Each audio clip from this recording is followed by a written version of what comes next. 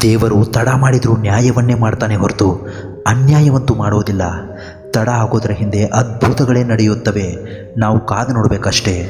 ನೀರು ಕುಡಿಯುವ ಮೊದಲು ಬಾಯಾರಿಕೆಯನ್ನು ಅನುಭವಿಸಬೇಕು. ಹಣವನ್ನು ಪಡೆಯುವ ಮೊದಲು ಬಡತನವನ್ನು ಅನುಭವಿಸಬೇಕು. ನಿದ್ರೆಯನ್ನು ಆನಂದಿಸುವ ಮೊದಲು ಆಯಾಸದ ನೋವನ್ನು ಅನುಭವಿಸಬೇಕು. ಯಾವುದೇ ಪ್ರಪಂಚದ ಸಂತೋಷವನ್ನು ಪಡೆಯುವ ಮೊದಲು ನಾವು ದುಃಖವನ್ನು ಅನುಭವಿಸಲೇಬೇಕು. ಜೀವನದಲ್ಲಿ ಶಾಂತವಾಗಿರಲು 2 ಉಪಾಯಗಳಿವೆ. ಮೊದಲನೇದು, ಮರೆಯಲಾಗದಂತಹ ವ್ಯಕ್ತಿಗಳನ್ನು ಕ್ಷಮಿಸಿಬಿಡಬೇಕು. ಎರಡನೇದು, ಕ್ಷಮಿಸಲಾಗದಂತಹ ವ್ಯಕ್ತಿಗಳನ್ನು ಮರೆತು ಬಿಡಬೇಕು. ಕೆಲವರು ನಿಮ್ಮ ಬಗ್ಗೆ ತಪ್ಪಾಗಿ ಮಾತನಾಡ್ತಾ ಇದ್ದರೆ ನೀವು ಚಿಂತಿಸಬೇಡಿ. ಯಾಕಂದರೆ ಅವರಿಗೆ ನಿಮ್ಮಲ್ಲಿರುವ ಒಳ್ಳೆಯತನವನ್ನು ಹೊಗಳಲು ಬೇರೆ ಮಾರ್ಗ ಗೊತ್ತಿರುವುದಿಲ್ಲ. ಆದ್ದರಿಂದ ಅವರು ನಿಮ್ಮ ಬಗ್ಗೆ ಹಾಗೆ ಮಾತನಾಡ್ತಿರ್ತಾರೆ. ವಿಪರ್ಯಾಸ ಹೇಗಿದೆ ನೋಡಿ. ಬಂಡೆಗಲ್ಲನ್ನೇ ಕೆತ್ತಿ ಕೆತ್ತಿ ಸುಂದರವಾದ ವಿಗ್ರಹವನ್ನೇ ಮಾಡುವ ಮಾನವ ತನ್ನ ಜೀವನವನ್ನೇ ಕೆತ್ತಿ ಸುಂದರ ಮಾಡಿಕೊಳ್ಳೋದ್ರಲ್ಲಿ ಸೋತು ಬಿಡ್ತಾನೆ. ಕೊನೆಗೆ ತಾನೇ ಕೆತ್ತಿದ ದೇವರ ವಿಗ್ರಹದ ಮುಂದೆ ತಾನೇ ನಿಂತು ಕಾಪಾಡೋ ದೇವರೇ ಎಂದು ಬೇಡಿಕೊಳ್ತಾನೆ. ಜಗತ್ತಿನಲ್ಲಿ ಸಾವಿರಾರು ಸಮಸ್ಯೆಗಳಿವೆ, ಆದರೆ ಅವುಗಳ ನಿವಾರಣೆಯ ಉಪಾಯ ಎಷ್ಟೋ ಜನರಿಗೆ ಗೊತ್ತೇ ಇಲ್ಲ. ನೀವು ಇನ್ನೊಬ್ಬರ ಬಗ್ಗೆ ಹೆಚ್ಚು ಮಾತನಾಡೋದನ್ನು ಬಿಟ್ಬಿಡಿ. ಅದಕ್ಕೆ ಬದಲಾಗಿ ಇನ್ನೊಬ್ಬರೊಂದಿಗೆ ಮಾತನಾಡೋದನ್ನು ಕಲಿತುಕೊಳ್ಳಿ. ಆಗ ಎಲ್ಲ ಸಮಸ್ಯೆಗಳು ಮಾಯವಾಗುತ್ತೆ. ಜೀವನದಲ್ಲಿ ಖುಷಿಯಾಗಿರಬೇಕು ಅಂದರೆ ಬಂದಂತೆ ಬದುಕಬೇಕು, ನುಡಿದಂತೆ ನಡೆಯಬೇಕು. ಗೆದ್ದರೂ ಬಾಗಬೇಕು. ನಮ್ಮ ವಾದ ಸರಿ ಇದ್ದರೂ ಸುಮ್ಮನಾಗಬೇಕು. ನಮ್ಮ ತಪ್ಪು ಇರದೇ ಇದ್ದರೂ ಕ್ಷಮೆ ಕೇಳಬೇಕು. ಮನಸ್ಸಿನಲ್ಲಿ ನೋವಿದ್ರೂ ಮುಖದಲ್ಲಿ ಮಂದಹಾಸವಿರಬೇಕು. ಸೋತ್ರೂ ಮತ್ತೊಮ್ಮೆ ಪ್ರಯತ್ನಿಸಬೇಕು. ರಾತ್ರಿ ಪೂರ್ತಿ ಆದರೂ ಮಾರನೇ ದಿನ ಮತ್ತೆ ನಗನಗ್ತಾ ಇರಬೇಕು. ಬದುಕೆಂಬುದು ಗಾಳಿಪಟವಿದ್ದಂತೆ. ಸೂತ್ರವನ್ನು ನಮ್ಮವರೆಂಬ ಅತೀ ನಂಬಿಕೆಯಲ್ಲಿ ಮತ್ತೊಬ್ಬರ ಕೈಗೆದ್ದಾಗ ಬೇಕಾದಂತೆ ಕುಣಿಸಿ ಕಡೆಗೆ ಸಂಬಂಧ ಎನ್ನುವ ದಾರವನ್ನೇ ತುಂಡರಿಸಿಬಿಡ್ತಾರೆ. ತುಳಿದು ಬದುಕುವವರ ಮುಂದೆ ತಿಳಿದು ಬದುಕಿ, ಅಳಿದು ಬದುಕುವವರ ಮುಂದೆ ಬೆಳೆದು ಬದುಕಿ. ಜೀವನದಲ್ಲಿ ಅತಿಯಾಗಿ ಚಿಂತಿಸಿ ಕೊರಗುವವರು ಈ 2 ಕೆಲಸಗಳನ್ನು ಚಾಚು ತಪ್ಪದೆ ಮಾಡಿ. ಮೊದಲನೇದು, ನಾಳೆಯ ಬಗ್ಗೆ ಯಾವತ್ತೂ ಚಿಂತಿಸಬೇಡಿ. ಜೀವನದಲ್ಲಿ ನಾವು ಹೇಗೆ ಬದುಕಬೇಕು ಅಂದರೆ ನಾಳೆಯ ಚಿಂತೆಯನ್ನು ಬಿಟ್ಟು ಇಂದಿನ ಪ್ರಸ್ತುತ ಯುಗದಲ್ಲಿ ನಾವು ಚೆನ್ನಾಗಿ ಬದುಕಬೇಕು. ಕಂಡಿರದ ನಾಳೆಯ ಬಗ್ಗೆ ಯೋಚಿಸುತ್ತಾ ಇಂದಿನ ಸುಖವನ್ನು ನಾವು ಮರೆತು ಬಿಡ್ತೀವಿ. ನಮಗೆ ಸಿಕ್ಕಿರುವ ಅಮೂಲ್ಯವಾದ ಈ ದಿನವನ್ನು ಬಿಟ್ಟು ನಾವು ನಾಳೆಯ ಬಗ್ಗೆ ಚಿಂತಿಸುತ್ತಾ ನಮ್ಮ ಇಡೀ ಜೀವನವನ್ನೇ ದುಃಖದ ಮಡುವಿನಲ್ಲಿ ಸಾಗಿಸ್ತಾ ಇರ್ತೀವಿ. ಈ ಥರ ಯಾವುದೇ ಕಾರಣಕ್ಕೂ ನಾವು ಮಾಡಲೇಬಾರ್ದು. ಕಂಡಿರದ ನಾಳೆಗಳ ಚಿಂತೆಯನ್ನು ಬಿಟ್ಟು ಇವತ್ತು ನಮಗೆ ಸಿಕ್ಕಿರುವ ಅವಕಾಶವನ್ನು ಸದುಪಯೋಗಪಡಿಸಿಕೊಳ್ಬೇಕು. ಇನ್ನು ಎರಡನೇದಾಗಿ, ನಿಮ್ಮ ನೋವುಗಳನ್ನು ಯಾರ ಮುಂದೆನೂ ಹೇಳಬೇಡಿ. ಇದರಿಂದ ಏನಾಗುತ್ತೆ ಅಂದರೆ ನಿಮ್ಮ ನೋವುಗಳನ್ನು ನೀವು ನಿಮ್ಮ ಸಮಾಧಾನಕ್ಕೋಸ್ಕರ ಯಾರ ಮುಂದೆನಾದರೂ ಹೇಳಿದರೆ ಅದರಿಂದ ನಿಮಗೆ ಒಂದು ಒಳ್ಳೆಯ ಪರಿಹಾರ ಸಿಗಬಹುದು ಏನೋ ಅಂತ ನೀವು ಅಂದ್ಕೊಂಡಿದ್ರೆ ಅದು ನಿಮ್ಮ ಮೂರ್ಖತನ. ಯಾಕಂದರೆ ಈ ಪ್ರಪಂಚದಲ್ಲಿ ಯಾರಿಗೂ ಆಗಲ್ಲ. ಅವರ ಜೀವನ ಅವರಿಗೆ ಸಾಕಾಗಿರುವಾಗ ನಿಮ್ಮ ನೋವುಗಳನ್ನು ಅವರಿಗೆ ಹೇಳಿದರೆ ಏನು ಪ್ರಯೋಜನ? ಅದರ ಬದಲಾಗಿ ನಿಮ್ಮ ನೋವುಗಳನ್ನು ನಿಮ್ಮ ಮನಸ್ಸಿನಲ್ಲಿ ಇಟ್ಕೊಂಡು 10 ನಿಮಿಷದಿಂದ 15 ನಿಮಿಷವರೆಗೆ ದೇವರ ಬಳಿ ಪ್ರಾರ್ಥಿಸಿಕೊಳ್ಳಿ. ಸ್ವಲ್ಪ ಸಮಯದ ನಂತರ ನಿಮ್ಮ ಮನಸ್ಸು ಹಗುರವಾಗುತ್ತೆ. ನಿರಾಸೆಯೇ ಬದುಕು ಎಂದು ಕೊರಗಬಾರ್ದು. ಎಲ್ಲ ಕಷ್ಟಗಳು ನಮಗೇ ಎಂದು ಭಾವಿಸಬಾರ್ದು. ಎಲ್ಲರಿಗಿಂತ ನಾವೇ ಉತ್ತಮರು ಎಂದು ಬೀಗಬಾರ್ದು. ಯಾಕಂದರೆ ನಮಗಿಂತಲೂ ಉತ್ತಮರು ಇದ್ದಾರೆ, ಹಾಗೆ ನಮಗಿಂತಲೂ ಕಷ್ಟದಲ್ಲಿ ಇದ್ದವರೂ ಇದ್ದಾರೆ. ಎಲ್ಲ ಸಮಯದಲ್ಲೂ ಮನುಷ್ಯನಾಗಿದ್ದರೆ ಸಾಕು. ಮನುಷ್ಯ ಬದುಕೋದಕ್ಕೆ ಹೆಚ್ಚು ಹಣ ಬೇಕಾಗಿಲ್ಲ. ಬೇರೆಯವರನ್ನು ನೋಡಿ ಅವರಂತೆ ಬದುಕಲು ಹೊರಟ್ರೆ ಅವನ ಬಳಿ ಎಷ್ಟೇ ಹಣ ಇದ್ದರೂ ಅವನಿಗೆ ಸಾಲೋದಿಲ್ಲ. ಬೇರೊಬ್ಬರ ಮನಸ್ಸಿನಲ್ಲಿ ಏನಿದೆ ಎಂದು ತಿಳಿಯಬೇಕು ಅಂದರೆ ಅವರ ಮಾತುಗಳನ್ನು ಚೆನ್ನಾಗಿ ಕೇಳಿಸಿಕೊಳ್ಳಿ. ಬೇರೊಬ್ಬರ ಹೃದಯದಲ್ಲಿ ಏನಿದೆ ಎಂದು ಅರಿಯಲು ಅವರ ಕೃತ್ಯಗಳನ್ನು ಗಮನಿಸಿ. ಸಂಬಂಧಗಳು ತೀರಾ ಹಳಸಿ ಹೋಗುವ ಮುನ್ನ ದೂರವಾಗುವುದೇ ಚೆನ್ನ. ಇಲ್ಲವಾದರೆ ಉಳಿಯಬಹುದಾದ ಕೆಲವು ಸಿಹಿ ನೆನಪುಗಳು ಕೂಡ ಕಹಿಯಾಗಿ ಕಾಡಬಹುದು. ಈ 2 ಕೆಲಸಗಳನ್ನು ನೀವು ಚಾಚು ತಪ್ಪದೆ ಮಾಡಿ. ಆಗ ನೋಡಿ, ಅತಿಯಾದ ಚಿಂತೆಯಿಂದ ನೀವು ಹೊರಗೆ ಬರ್ತೀರಾ. ಸಂಬಂಧ ಕಡಿದು ಹೋದರೂ ಸಹ ನಿಜವನ್ನೇ ಹೇಳಿ, ಸುಳ್ಳು ಹೇಳಿ ನಂಬಿಕೆಯನ್ನು ಮಾತ್ರ ಕಳ್ಕೊಬೇಡಿ. ಯಾಕಂದರೆ ತುಂಡಾದ ಸಂಬಂಧ ಎಂದಾದರೂ ತಿರುಗಿ ಒಂದಾಗಬಹುದು, ಆದರೆ ಕಳೆದು ಹೋದ ನಂಬಿಕೆ ಹಿಂದಿರುಗಿ ಬರೋದಿಲ್ಲ. ಚಿಂತೆ ಮಾಡಿ ಯಾಕೆ ಕೊರಗ್ತೀರಾ? ಆ ಚಿಂತೆ ಹುಟ್ಟಿಸಿದವರನ್ನು ಮರೆತು ನಾವು ಮುಂದೆ ನಡೆಯಬೇಕು. ಸೋಲೆಂಬುದು ನಮ್ಮ ಗೆಲುವಿನ ಹಾದಿಯಲ್ಲಿ ಆಗಾಗ ಬರುವ ಸಣ್ಣ ಅಡಚಣೆ ಅಷ್ಟೇ. ಅದನ್ನು ನಿವಾರಿಸಿಕೊಳ್ಳುತ್ತಾ ಸಾಗುವುದೇ ನಿಜವಾದ ಗೆಲುವಿನ ಕ್ರಮ. ಖುಷಿಯ ಸಂದರ್ಭದಲ್ಲಿ ಕೈ ಕುಲುಕೋದ್ರಿಂದ ಸಂಬಂಧಗಳು ಅರಳೋದಿಲ್ಲ. ಕಷ್ಟ ಕಾಲದಲ್ಲಿ ಕೈ ಹಿಡಿದಾಗ ಮಾತ್ರ ಅದು ಬೆಳಗುತ್ತೆ. ಜನರಿಗೆ ನಾವು ಬದಲಾದದ್ದು ಬೇಗ ಕಾಣಿಸುತ್ತೆ, ಆದರೆ ಅವರ ಯಾವ ಮಾತಿನಿಂದ ನಾವು ಬದಲಾದೆವು ಅನ್ನೋದು ಮಾತ್ರ ಅವರಿಗೆ ತಿಳಿಯುವುದಿಲ್ಲ. ಒಳ್ಳೆಯ ಮನುಷ್ಯ ಎಂದೂ ಸ್ವಾರ್ಥಿಯಾಗಿರುವುದಿಲ್ಲ, ಆದರೆ ಅವನಿಗೆ ಯಾವಾಗ ಬೇರೊಬ್ಬರ ಯೋಗ್ಯತೆ ಗೊತ್ತಾಗುವುದು ಆಗ ಅವರಿಂದ ಮೌನವಾಗಿ ದೂರ ಉಳಿದ್ಬಿಡ್ತಾನೆ ಅಷ್ಟೇ. ಬಡವರಿಗೆ ಅಷ್ಟು ಕೀಳಾಗಿ ನೋಡಬಾರ್ದು, ಯಾಕಂದರೆ ಹಾಗೆ ನೋಡುವವರಿಗೆ ಕೀಳಾಗಿ ನೋಡಲು ಮೇಲೊಬ್ಬನಿದ್ದಾನೆ ಎಂಬುದನ್ನು ನಾವು ಮರಿಬಾರ್ದು. ಜೀವನದಲ್ಲಿ ಇಬ್ಬರನ್ನು ಮರಿಬಾರ್ದು. ಮೊದಲನೇದು, ನಮಗೆ ಅಗತ್ಯವಿದ್ದಾಗ ದೂರ ಸರಿದವರನ್ನು, ಮತ್ತು ಎರಡನೇದು, ನೀವು ಕೇಳುವ ಮುನ್ನವೇ ನಿಮ್ಮ ಸಹಾಯಕ್ಕೆ ಮುಂದಾದವರನ್ನು. ನಮ್ಮೊಳಗೆ ಸಮಾಧಾನ ಇಲ್ಲದಿದ್ದರೆ ಹೊರ ಜಗತ್ತಿನಲ್ಲಿ ಶಾಂತಿ ಹುಡುಕಲು ಹೇಗೆ ಸಾಧ್ಯ? ನಕಾರಾತ್ಮಕ ಪ್ರತಿಕ್ರಿಯೆಗಳನ್ನು ಅತ್ಯಂತ ತಾಳ್ಮೆಯಿಂದ ನಗನಗ್ತಾ ಆಲಿಸುವ ಸಾಮರ್ಥ್ಯ ಬಂದ ದಿನವೇ ನೀವು ಪ್ರೌಢರಾಗಿದ್ದೀರಿ ಎಂದರ್ಥ. ನಿಮ್ಮನ್ನು ಹೆಚ್ಚು ಪ್ರೀತಿಸುವವರು ಮಾತ್ರ ಹೆಚ್ಚು ನೋವು ಕೊಡಬಲ್ಲರು. ಅವರನ್ನು ಕ್ಷಮಿಸಿ ಮತ್ತೆ ಪ್ರೀತಿಸಿ, ಆಗಲೇ ಬದುಕು ಸುಂದರವಾಗುತ್ತೆ. ನಿಮ್ಮಲ್ಲಿ ಯಾವತ್ತೂ ಈ ಮೂರುಗಳನ್ನು ನೋಡಿದವರನ್ನು ನೀವು ನಂಬಬೇಕು. ನಿಮ್ಮ ಕಿರುನಗೆಯ ಹಿಂದಿರುವ ದುಃಖ, ನಿಮ್ಮ ಮೌನದ ಹಿಂದಿರುವ ಕಾರಣ, ನಿಮ್ಮ ಕೋಪದ ಹಿಂದಿರುವ ಪ್ರೀತಿ. ಕೋಪದಿಂದ ಮಾತನಾಡಿದರೆ ಗುಣವನ್ನು ಕಳ್ಕೊತೀರಾ. ಹೆಚ್ಚಾಗಿ ಮಾತನಾಡಿದರೆ ಶಾಂತಿಯನ್ನೇ ಕಳ್ಕೊಂಡ್ಬಿಡ್ತೀರಾ. ಅನಗತ್ಯವಾಗಿ ಮಾತನಾಡಿದರೆ ಕೆಲಸವನ್ನೇ ಕಳ್ಕೊಂಡ್ಬಿಡ್ತೀರಾ. ಅಹಂಕಾರದಿಂದ ಮಾತನಾಡಿದರೆ ಪ್ರೀತಿಯನ್ನೇ ಕಳ್ಕೊಂಡ್ಬಿಡ್ತೀರಾ. ಸುಳ್ಳು ಸುಳ್ಳು ಮಾತನಾಡಿದರೆ ಹೆಸರು ಕಳ್ಕೊತೀರಾ. ವೇಗವಾಗಿ ಮಾತನಾಡಿದರೆ ಅರ್ಥವನ್ನೇ ಕಳ್ಕೊಂಡ್ಬಿಡ್ತೀರಾ. ಅದೇ ಪ್ರೀತಿಯಿಂದ ಮಾತನಾಡಿದರೆ ಎಲ್ಲವನ್ನೂ ಗಳಿಸಿಕೊಳ್ತೀರಾ. ಹೆಂಡತಿಯನ್ನು ಪ್ರೀತಿಸುವುದು ಗಂಡನ ಧರ್ಮ. ಅವಳಿಂದ ಆಕರ್ಷಿತನಾಗಿರುವುದು ಪ್ರಕೃತಿ ಧರ್ಮ. ಅವಳೊಡನೆ ಸೌಜನ್ಯದಿಂದ ವರ್ತಿಸಿ ಸುಖವಾಗಿ ಇಟ್ಟಿರುವುದು ಮಾನವೀಯ ಧರ್ಮ. ಆದರೆ ಅದಕ್ಕಿಂತಲೂ ಮಿಗಿಲಾದ ಒಂದು ಧರ್ಮ ಇದೆ. ಅದು ಯಾವುದು ಅಂದರೆ, ಪತ್ನಿಯ ಬಗೆಗೆ ಒಂದು ವಿಧವಾದ ಭಕ್ತಿಭಾವವೂ ಬೇಕು. ಮನೆಗೆ ದೈವತ್ವದ ಕಳೆ ಕೊಡುವ ದೇವತೆಯೇ ಅವಳು.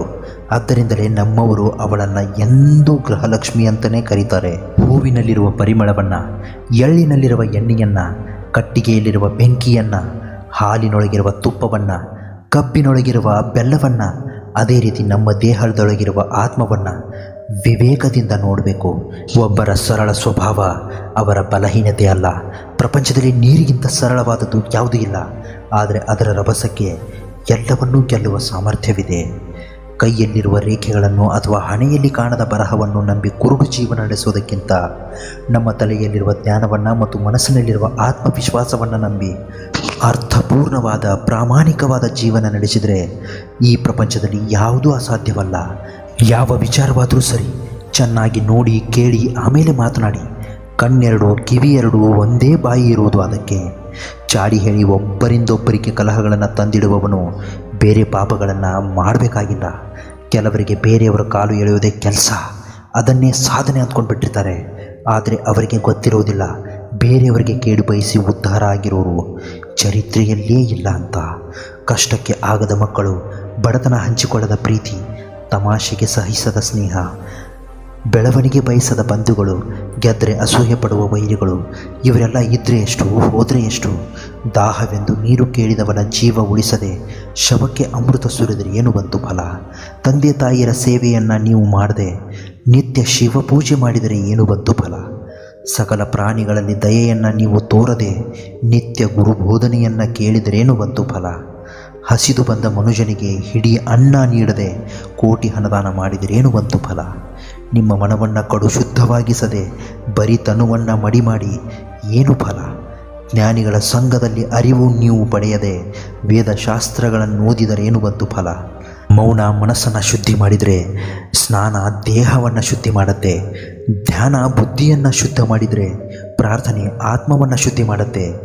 ದಾನ ಸಂಪಾದನೆಯನ್ನು ಶುದ್ಧಿ ಮಾಡಿದರೆ ಉಪವಾಸ ಆರೋಗ್ಯವನ್ನು ಶುದ್ಧಿ ಮಾಡುತ್ತೆ. ಹಾಗೂ ಕ್ಷಮೆ ಸಂಬಂಧವನ್ನೇ ಶುದ್ಧಿ ಮಾಡುತ್ತೆ. ಕಲ್ಪನೆಗೆ ಹೂವಾದ್ರೇನು ಮುಳ್ಳಾದ್ರೇನು, ಕಲ್ಪಿಸುವವರ ಹೃದಯ ಮೃದುವಾಗಿದ್ರೇನು ಮುಳ್ಳು ಕೂಡ ಮೃದುವಾಗಿಯೇ ಹೂವಾಗತ್ತೆ. ನಿಮಗಾದ ನೋವನ್ನು ಮರೆತುಬಿಡಿ, ಆದರೆ ಆ ನೋವಿನಿಂದ ಕಲಿತ ಪಾಠವನ್ನು ಎಂದಿಗೂ ಮರೆಯಬೇಡಿ. ಜನ್ಮ ಕೊಟ್ಟ ತಂದೆ, ತುತ್ತು ಕೊಟ್ಟ ತಾಯಿ, ಬದುಕು ಕೊಟ್ಟ ಭಗವಂತ, ವಿದ್ಯೆ ಕೊಟ್ಟ ಗುರು, ಕನಸು ಕೊಟ್ಟ ಸಂಗಾತಿ ಮರೆತರೆ ಇವರ ಜೀವ ಭೂಮಿಗೆ ಭಾರ.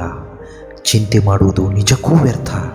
ಅದು ನಾಳಿನ ಸಮಸ್ಯೆಯನ್ನು ಪರಿಹರಿಸುವುದರ ಬದಲಿಗೆ ಇಂದಿನ ಶಕ್ತಿಯನ್ನು ಖಾಲಿ ಮಾಡಿಬಿಡುತ್ತೆ. ಮೊಗ್ಗಾಗಿ ಬಂದ ಸ್ನೇಹ ಹೂವಾಗಿ ಅರಳಲಿ, ಹನಿಯಾಗಿ ಬಂದ ಸ್ನೇಹ ಹೊಳೆಯಾಗಿ ಹರಿಯಲಿ, ಅರಿಯದೆ ಮೂಡಿದ ಸ್ನೇಹ ಚಿರಕಾಲ ಶಾಶ್ವತವಾಗಿರಲಿ. ಈ ಜಗತ್ತಿನಲ್ಲಿ ನಿಮ್ಮ ಸುತ್ತಮುತ್ತಲೇ ಇರುವ ಜನ ಹೇಗಿರ್ತಾರೆ ಗೊತ್ತಾ? ನೀವು ಚಿಗುರುತ್ತಿದ್ದೀರಾ ಎಂದು ತಿಳಿದಾಗ ನಿಮ್ಮನ್ನು ಚಿವುಟಲು ಪ್ರಯತ್ನಿಸುತ್ತಾರೆ. ಅವರನ್ನು ಎದುರಿಸಿ ನೀವು ಮರವಾಗಿ ಬೆಳೆದು ನಿಲ್ಲಿ, ಅವರೇ ನಿಮ್ಮ ನೆರಳ ಬಯಸುತ್ತಾ ಬರುತ್ತಾರೆ. ಪ್ರತಿಯೊಂದರ ಬೆಲೆ ಅದರ ಸಮಯ ಬಂದಾಗಲೇ ತಿಳಿಯೋದು. ಅದು ಪ್ರೀತಿ, ಸ್ನೇಹ, ವಿಶ್ವಾಸ, ಸಂಬಂಧ ಯಾವುದೇ ಆಗಿದ್ರೂ ಕೂಡ ಏನೂ ಗೊತ್ತಿಲ್ಲದ ವಯಸ್ಸಿನಲ್ಲಿ ಸಂತೋಷವಾಗಿರ್ತಾರೆ. ಆದರೆ ಎಲ್ಲ ಗೊತ್ತಿದ್ದ ವಯಸ್ಸಿನಲ್ಲಿ ಸಂತೋಷಕ್ಕಾಗಿ ಹುಡುಕಾಡ್ತಿರ್ತಾರೆ. ಮತ್ತೊಬ್ಬರ ಕಣ್ಣೀರನ್ನು ಒರೆಸುವ ಹೃದಯವಂತಿಕೆ ನಮ್ಮಲ್ಲಿದ್ದರೆ ನಮ್ಮ ಕಣ್ಣೀರನ್ನು ಒರೆಸಲು ದೇವರು ಮತ್ತೊಬ್ಬರ ರೂಪದಲ್ಲಿ ಬಂದೇ ಬರ್ತಾರೆ. ನಾವೆಷ್ಟೇ ಬೇಡ ಅಂದರೂ ಈ ಸಮಾಜದಲ್ಲಿ ನಾವು ಬದುಕಲೇಬೇಕು. ಕೆಲವರು ನಗಿಸ್ತಾರೆ, ಕೆಲವರು ಅಳಿಸ್ತಾರೆ, ಇನ್ನೂ ಕೆಲವರು ಆಶೀರ್ವಾದ ಮಾಡ್ತಾರೆ, ಇನ್ನೂ ಹಲವರು ಪಾಠ ಕಲಿಸ್ತಾರೆ. ನಾವು ಎಲ್ಲರನ್ನ ಸಮಾಧಾನದಿಂದ ಸ್ವೀಕರಿಸಬೇಕು. ಗುಡಿಯಲ್ಲಿರುವ ದೇವರ ವಿಗ್ರಹ ಕಲ್ಲಿನದ್ದೇ ಆಗಿರಬಹುದು, ದೇವರ ಪಟಗಳು ಕೂಡ ಮನುಷ್ಯ ಬಿಡಿಸಿದ ಚಿತ್ರಗಳೇ ಆಗಿರಬಹುದು. ಆದರೆ ಅದರಲ್ಲಿ ದೇವರನ್ನು ಕಾಣುವ ಮನಸ್ಸು ಕಲ್ಲಾಗಿರಲು ಯಾವುದೇ ಕಾರಣಕ್ಕೂ ಸಾಧ್ಯ ಇಲ್ಲ. ನಂಬಿಕೆಯೇ ಜೀವನದ ಮೂಲ ಸೆಲೆ. ನಂಬಿಕೆಗಿಂತ ಮಿಗಿಲಾದ ಭರವಸೆ ಈ ಪ್ರಪಂಚದಲ್ಲಿ ಮತ್ತೊಂದಿಲ್ಲ. ರೂಪಾಯಿ ಎಷ್ಟೇ ಬಾರಿ ಕೆಳಗಡೆ ಬಿದ್ದರೂ ಅದರ ಬೆಲೆ ಕಡಿಮೆ ಆಗೋದಿಲ್ಲ. ಆದರೆ ಮನುಷ್ಯ ಜೀವನದಲ್ಲಿ ರೂಪಾಯಿ ಇಲ್ಲದ ಕೆಳಗಡೆ ಬಿದ್ದರೆ ಅವನಿಗೆ ಬೆಲೆಯೇ ಇರುವುದಿಲ್ಲ. ಎಲ್ಲರಿಗೂ ಒಳ್ಳೆಯದನ್ನು ಬಯಸುವವರು ತುಂಬ ನೋವುಗಳನ್ನು ಅನುಭವಿಸ್ತಾರೆ. ಯಾಕಂದರೆ ಅವರು ಅವರ ಬಗ್ಗೆ ಯೋಚಿಸೋದನ್ನೇ ಬಿಟ್ಬಿಡ್ತಾರೆ. ಜೀವನ ಅಂದರೆ ಇಷ್ಟೇ. ಹರಿದ ಚಪ್ಪಲಿಗಾದರೂ ಮನೆಯಲ್ಲಿ ಜಾಗ ಇರುತ್ತೆ, ಆದರೆ ಮನುಷ್ಯ ಸತ್ತರೆ ಮನೆಯಲ್ಲಿ ಜಾಗ ಇರೋದಿಲ್ಲ. ಮನೆಯಿಂದ ಹೊರಗಿಡ್ತಾರೆ. ಇದು ನಮ್ಮ ಜೀವನ. ಸುಖ ದುಃಖಗಳಿಗೆ ನಾವೇ ಹೊಣೆ. ಇಲ್ಲಿ ಯಾರನ್ನ ಕಾಪಾಡೋದಕ್ಕೆ ಬರೋದಿಲ್ಲ. ಅವರವರ ಜೀವನ ಅವ್ರಿಗೆ ಸಾಕಾಗಿರುತ್ತೆ. ಉರಿದು ಬೂದಿಯಾಗುವ ಮೊದಲು ಉರಿದು ಬೆಳಕಾಗಿ, ಆ ಬೆಳಕು ಇನ್ನೊಬ್ಬರಿಗೆ ಉಪಯೋಗ ಆಗುವ ಹಾಗೆ ಇರಲಿ. ಯಾರ ಜೊತೆ ಎಷ್ಟರ ಮಟ್ಟಿಗೆ ಇರಬೇಕೋ ಅಷ್ಟರ ಮಟ್ಟಿಗೆ ಮಾತ್ರ ಇರಬೇಕು. ಎಲ್ಲರೂ ನಮ್ಮವರು ಎಂದುಕೊಂಡು ಒಳ್ಳೆಯತನಕ್ಕೋಸ್ಕರ ಏನಾದರೂ ಮಾಡಲು ಹೋದರೆ ಕೊನೆಗೆ ನಾವೇ ಅವರ ಪಾಲಿಗೆ ಕೆಟ್ಟವರಾಗಿ ಬಿಡ್ತೀವಿ. ಉತ್ತಮ ಜೀವನಕ್ಕೆ 5 ಸೂತ್ರಗಳನ್ನು ಪಾಲಿಸಿ. ಮೊದಲನೇದು, ನಿಮ್ಮನ್ನು ನೀವು ಪ್ರೀತಿಸಿ. ಎರಡನೇದು, ಸದಾ ಒಳ್ಳೆಯದನ್ನೇ ಮಾಡಿ. ಮೂರನೇದು, ಕ್ಷಮಿಸುವ ಗುಣವನ್ನು ಬೆಳೆಸಿಕೊಳ್ಳಿ. ನಾಲ್ಕನೇದು, ಯಾರನ್ನೂ ನೋಯಿಸಬೇಡಿ. ಐದನೇದು, ಸಕಾರಾತ್ಮಕ ಯೋಚನೆಗಳು ಇರಲಿ. ಎಷ್ಟು ಕರೆದರೂ ಬಾರದ ದೇವರನ್ನು ಮತ್ತೆ ಮತ್ತೆ ಪೂಜಿಸಿ ಕರೆಯುವಾಗ ನಮ್ಮಲ್ಲಿರುವ ಆತ್ಮವಿಶ್ವಾಸವನ್ನು ಸ್ವತಃ ನಾವೇ ಯಾಕೆ ನಂಬುವುದಿಲ್ಲ? ನಂಬಿ ನಡೆದರೆ ಜೀವನದಲ್ಲಿ ಆ ದೇವರ ಆಶೀರ್ವಾದ ಹಾಗೂ ಯಶಸ್ಸು ಖಂಡಿತ. ಈ ಪ್ರಪಂಚದಲ್ಲಿ ದೇವರನ್ನು ನಂಬಿ ಕೆಟ್ಟವರಿಲ್ಲ. ಮಾತಿನ ಧಾಟಿಯೇ ಹೇಳುತ್ತೆ ಮನುಷ್ಯ ಹೇಗೆ ಅಂತ, ವಾದಿಸುವ ಧಾಟಿಯೇ ಹೇಳುತ್ತೆ ಅವನ ಜ್ಞಾನ ಎಷ್ಟು ಅಂತ, ಅಹಂಕಾರವೇ ಹೇಳುತ್ತೆ ಅವನ ಬಳಿ ಇರುವ ಹಣ ಎಷ್ಟು ಅಂತ, ಸಂಸ್ಕಾರವೇ ಹೇಳುತ್ತೆ ಅವನ ಪರಿವಾರ ಹೇಗಿದೆ ಅಂತ. ತಂದೆಯ ಹೆಗಲ ಮೇಲೆ ಕುಳಿತು ದೇವರನ್ನು ನೋಡಬೇಕಾದ್ರೆ ಗೊತ್ತಾಗಲಿಲ್ಲ ನಾವು ಕುಳಿತಿರುವುದು ದೇವರ ಹೆಗಲ ಮೇಲೆಯೇ ಅಂತ. ತಂದೆಯ ಹೆಗಲು ಸ್ವರ್ಗಕ್ಕಿಂತ ಮಿಗಲು. ಜೀವನ ಸಾಗಿಸೋದಕ್ಕೆ ಬಹಳ ದುಡ್ಡು ಬೇಕಾಗಿಲ್ಲ, ಆದರೆ ಇನ್ನೊಬ್ಬರನ್ನು ನೋಡಿ ಜೀವನ ಸಾಗಿಸಲು ಎಷ್ಟು ದುಡ್ಡಿದ್ರೂ ಸಾಲುವುದಿಲ್ಲ. ನಾನೇ ಎಂಬುದು ಬದುಕಿಗೆ ದುರಹಂಕಾರ, ನಾನು ಎಂಬುದು ಬದುಕಿಗೆ ಅಹಂಕಾರ, ನಾವು ಎಂಬುದು ಬದುಕಿಗೆ ಅಲಂಕಾರ. ನಂದೇ ಸರಿ ಅನ್ನೋದು ಒಳ್ಳೆಯದಲ್ಲ. ಯಾಕಂದರೆ ಈ ಬದುಕು ಶಾಶ್ವತ ಅಲ್ಲ. ಸುಖವಾಗಿದ್ದಾಗ ನಮಗೆ ದೇವರು ನೆನಪಿದ್ರೆ ಕಷ್ಟ ಬಂದಾಗ ಆ ದೇವರು ನಮ್ಮ ಕೈ ಬಿಡಲ್ಲ. ಯಾಕಂದರೆ ಎಲ್ಲವೂ ತಾತ್ಕಾಲಿಕ, ನಂಬಿಕೆ ಮಾತ್ರ ಶಾಶ್ವತ. ನಿಮ್ಮ ಯೋಗ್ಯತೆ ಬಗ್ಗೆ ಮಾತನಾಡಿದವರಿಗೆಲ್ಲ ಅವರ ಅರ್ಹತೆ ಬಗ್ಗೆ ಅರಿವಿರೋದಿಲ್ಲ. ನಿಮ್ಮ ಯೋಗ್ಯತೆ ಬಗ್ಗೆ ಮಾತನಾಡಿದವರ ಬಗ್ಗೆ ನೀವು ತಲೆ ಕೆಡಿಸ್ಕೊಳ್ಬೇಡಿ. ನಾವು ಇಲ್ಲಿ ಎಂತಹ ಸಮಾಜದ ಮಧ್ಯದಲ್ಲಿ ಬದುಕ್ತಾ ಇದ್ದೀವಿ ಗೊತ್ತಾ? ಇಲ್ಲಿ ಸೌಂದರ್ಯವನ್ನು ಬಣ್ಣದಿಂದ ನೋಡ್ತಾರೆ, ವಿದ್ಯೆಯನ್ನು ಅಂಕಗಳಿಂದ ನೋಡ್ತಾರೆ, ಮತ್ತು ಗೌರವವನ್ನು ಹಣ ಮತ್ತು ಸಂಪತ್ತನ್ನು ನೋಡಿ ಅಳಿತಾರೆ. ನಾವು ಎಷ್ಟು ಓದಿದ್ದೀವಿ ಎಂಬುದು ಮುಖ್ಯ ಅಲ್ಲ, ಆ ಓದು ನಮಗೆ ಎಷ್ಟು ಸಂಸ್ಕಾರವನ್ನು ಕಲಿಸಿದೆ ಎಂಬುದು ಮುಖ್ಯ ಆಗತ್ತೆ. ಎಷ್ಟೋ ಬಾರಿ ಅಳುವೆಂಬುದು ನಗುವಿಗಿಂತಲೂ ಸುಖದ ವಸ್ತು. ಎದೆಯ ಭಾರವನ್ನು ಅದು ಇಳಿಸಿದಷ್ಟು, ಮನಸ್ಸಿನ ಕಲ್ಮಶವನ್ನು ಅದು ತೊಳೆದಷ್ಟು, ಪಾಪವನ್ನು ಕಿತ್ತು ಅದು ಶುಚಿ ಮಾಡಿದಷ್ಟು ತೀರ್ಥ ಮತ್ತು ಪ್ರಸಾದಗಳು ಮಾಡಲಾರವು. ಜೀವನದಲ್ಲಿ ಎಷ್ಟೋ ಜನ ಪರಿಚಯ ಆಗ್ತಾರೆ, ಆದರೆ ನಮ್ಮ ಸಂತೋಷಕ್ಕೆ ಕೆಲವು ಜನರು ಮಾತ್ರ ಕಾರಣರಾಗ್ತಾರೆ. ಅವರೇ ನಮ್ಮ ನಿಜವಾದ ಸ್ನೇಹಿತರು. ಜೀವನದಲ್ಲಿ ಯಾರನ್ನಾದರೂ ಮರೆತುಬಿಡಿ, ಆದರೆ ನಿಮ್ಮ ಕೈಯಲ್ಲಿ ಏನಾಗುತ್ತೆ, ನಾನು ನೋಡೇ ಬಿಡ್ತೀನಿ ಅಂತ ನಿಮ್ಮ ಎದುರೇ ನಿಮಗೆ ಚಾಲೆಂಜ್ ಮಾಡಿದವರನ್ನು ನೀವು ಯಾವುದೇ ಕಾರಣಕ್ಕೂ ಮರೆಯಬೇಡಿ. ಯಾಕಂದರೆ ನಿಮ್ಮ ಜೀವನಕ್ಕೆ ಸ್ಫೂರ್ತಿ ಅವರೇ. ವ್ಯಕ್ತಿ ಪರಿಸ್ಥಿತಿಯ ಕೈಗೊಂಬೆಯಾದಾಗ ಅವನಾಗಲಿ ಅವನ ನಿಜವಾದ ವ್ಯಕ್ತಿತ್ವವಾಗಲಿ ಮಾತನಾಡುವುದಿಲ್ಲ. ಅವನು ಎದುರಿಸುತ್ತಿರುವ ಪರಿಸ್ಥಿತಿ, ಸಮಯ, ಸಂದರ್ಭಗಳು ಮಾತನಾಡುತ್ತೆ. ಯಾವುದೇ ಕಷ್ಟ ಬಂದರೂ ತುಟಿಯಲ್ಲಿ ಕೊಂಚ ನಗುವಿರಲಿ. ಯಾವುದೇ ಸಮಯದಲ್ಲಿ ಸೋತರೂ ಅಲ್ಲಿ ಬೇಸರದ ಬದಲು ಚಿಕ್ಕ ನಗುವಿರಲಿ. ಯಾಕಂದರೆ ನಮ್ಮನ್ನು ಯಾರೂ ನಗಿಸುವುದಿಲ್ಲ. ನಮ್ಮ ಕಾಳಜಿ ನಾವೇ ಮಾಡ್ಕೋಬೇಕು. ವ್ಯಕ್ತಿಯಾಗಲಿ ವಸ್ತುವಾಗಲಿ ಅಪರೂಪವೆಂಬುದನ್ನು ಇದ್ದಾಗಲೇ ಕಾಪಾಡಿಕೊಳ್ಬೇಕು. ಕಳೆದುಕೊಂಡ ಮೇಲೆ ಸಿಗುವುದೇ ಅಪರೂಪ. ಕೊನೆಗೊಂದು ಮಾತು, ಅಯೋಗ್ಯರಿಗೆ ಸಹಾಯ ಮಾಡಬಾರ್ದು, ನೋಯಿಸಿದವರನ್ನು ಎಂದಿಗೂ ಮರೆಯಬಾರ್ದು, ನಮಗೆ ಬೆಲೆ ಕೊಡೋದವರ ಸನಿಹ ಕೂಡ ನಾವಿರಬಾರ್ದು, ಮಾತು ತಪ್ಪಿದವರನ್ನು ಮತ್ತೆ ನಂಬಬಾರ್ದು, ಯಾರನ್ನೂ ನಂಬಿ ನಾವು ಬದುಕಬಾರ್ದು. ಸಂಬಂಧಗಳು ಚೆನ್ನಾಗಿದ್ದಾಗ ನಾವು ಮಾತನಾಡಿದ್ದು ತಪ್ಪೇ ಆಗಿದ್ರೂ ಸರಿಯಾಗೇ ಕಾಣುತ್ತೆ.